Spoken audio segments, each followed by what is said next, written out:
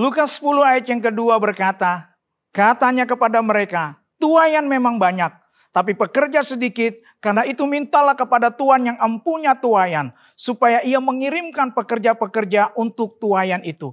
This is a good news for you.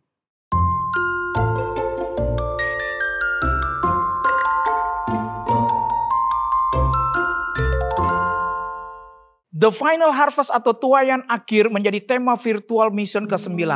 Tema ini untuk membangkitkan kegairahan akan panggilan dan mempersiapkan peserta dan gereja lokal untuk penuaian akhir. Selain firman Tuhan yang disampaikan oleh hambanya, para peserta juga berdoa syafaat bersama memohon agar Tuhan mengirimkan pekerja untuk ladang tuaian dan hati jiwa-jiwa untuk terbuka terhadap berita Injil.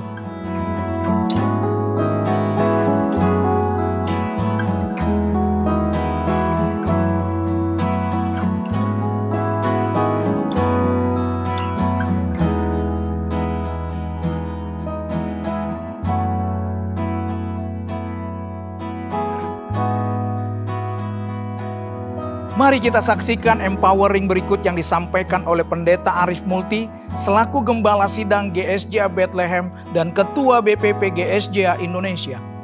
Budayakan untuk tetap hidup dan dipimpin oleh Roh Kudus setiap hari. Itu mutlak. Gereja kita harus hidup di dalam Roh. Saya belajar, kita semua belajar untuk tetap hidup dalam Roh. Dan kita udah mengerti hal ini dan kita akan terus mendengar apa yang Roh Kudus ingin sampaikan dan kemana Roh Kudus akan memimpin kita. Tetap hidup di dalam Roh.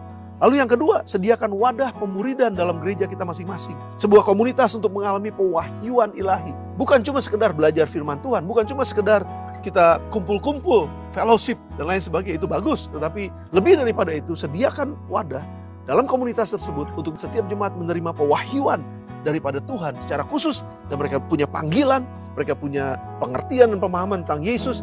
Dan mereka juga punya pemahaman bahwa saya punya tanggung jawab untuk melakukan sesuatu buat tubuh Kristus. Dan yang ketiga, saudara, membangun sebuah struktur pengutusan misi dalam gereja. Struktur pengutusan di dalam gereja. Jadi pertama, hidup dalam Roh. Yang kedua, bangun KKA di gereja kita masing-masing. Kalau di Bethlehem namanya Life Group. Bangun bukan cuma sekedar pemuridan. Tapi mari kita mulai membangun sebuah sistem setelah dimuridkan. Ada sistem untuk bisa mengutus mereka keluar. Bagaimana caranya? Kita doakan, kita siapkan, dan kita buatkan strateginya. Maka setiap jemaat kita, nggak ada yang nganggur. Setiap jemaat kita mengerti panggilannya. Dan mereka bisa pergi ke marketplace mereka masing-masing. Dan disitulah akan terjadi penuaian yang besar. Dalam kesempatan ini, Pendeta Gatot Budiono selaku Komisaris Umum BPP GSJ Indonesia menyampaikan firman Tuhan dengan tema Greetings for God. Firaun dipakai Tuhan untuk membebaskan Israel. Raja Kores dipakai Tuhan untuk mewujudkan rencana Tuhan bagi pembangunan Bait Allah dan bagi pembangunan tembok Yerusalem. Tapi dia tidak masuk dalam catatan kerajaan Allah. Saudara-saudara, hati-hati.